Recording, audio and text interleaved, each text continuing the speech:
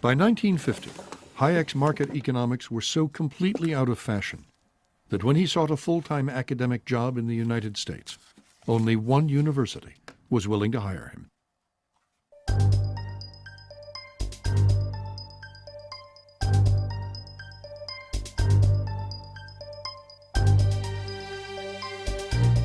Chicago has always been an exceptional place,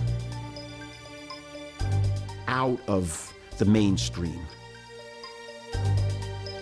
Chicago is geographically isolated.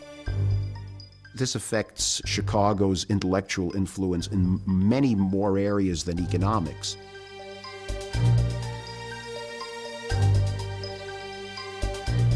The University of Chicago's intellectual influence would grow. 8 professors and another 11 economists from Chicago went on to win Nobel Prizes. Gary Becker is one of them. When I came as a graduate student to Chicago in 1951, I was flabbergasted by how stimulating the atmosphere was. I had been a very good student at Princeton. My first day in Friedman's class, he raised a question. I answered. He said, "That's no answer. That's just rephrasing the question." That was the example of how blunt people were. Nobody was very polite. And people were interested in ideas and argument, and not in making sure you didn't ruffle anybody's feathers. If you're sitting in a seminar room and somebody up there is saying something which, if imbibed by your students who are sitting in that same room, is going to lead them astray, it's up to you to call that guy right now, you see, and not later. And that, I think, is sort of the spirit that prevailed in the Chicago workshop system. There wasn't that much fighting in the lunches. They were pretty cordial.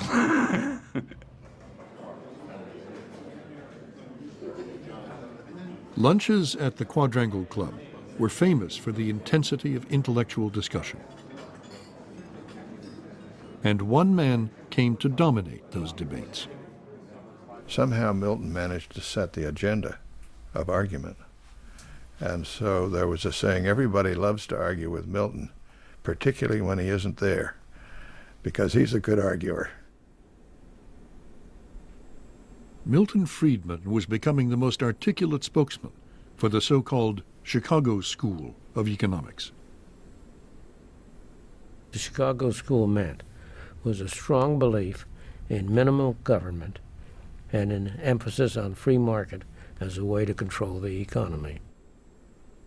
You know, in many ways, Milton Friedman was a devil figure in my youth in a Keynesian household of economists because he seemed, with his emphasis on individualism, freedom, and markets, to be so unconcerned with fairness. Liberals may have loathed the Chicago School, but Hayek felt on home ground in an intellectual atmosphere so like the Vienna of his youth. Our vision is that the forces of the market are just that. They are forces. They are like the wind and the tides. If you want to try to ignore them, you ignore them at your peril. If you find a way of ordering your life which harnesses these forces to the benefit of your society, that's the way to go. But in Washington, Keynes was still king of the hill. 19 years after he died, his face was on the cover of Time magazine.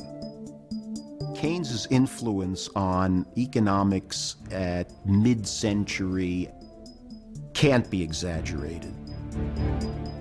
The economic advice that economists gave to policymakers said, the only reason you have bad economic outcomes is because the government's not doing enough. It sounds almost like central planning, doesn't it? Washington's Keynesians saw the economy not as a force of nature, but a sophisticated machine to be fine-tuned by technocrats like themselves.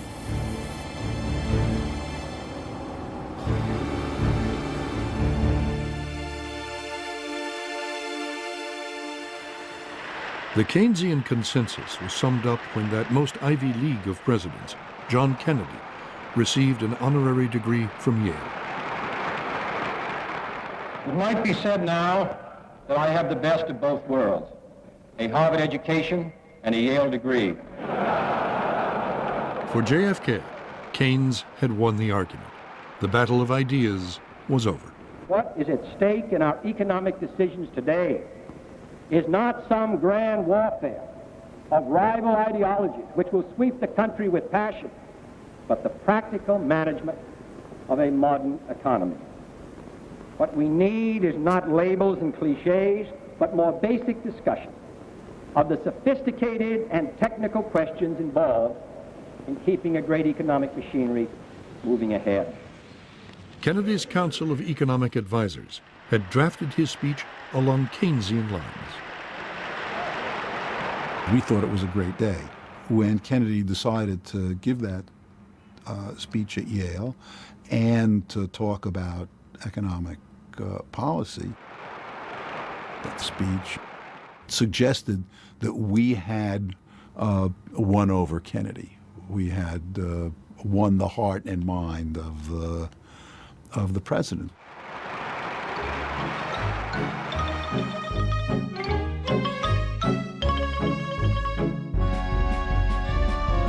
For what came to be known as the 30 Glorious Years, Keynesian economics had been delivering the goods.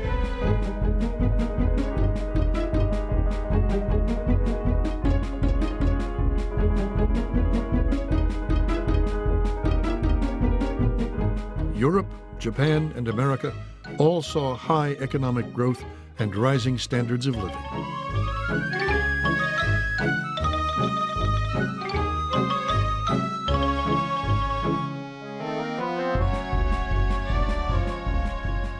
People enjoyed a prosperity undreamed of at the end of the war.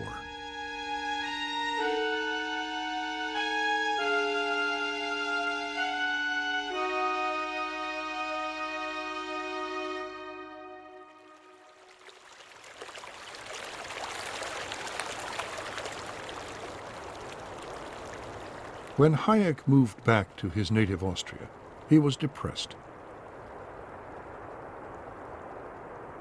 The success of mixed economies made his free market theories, and Hayek himself, seem more irrelevant than ever.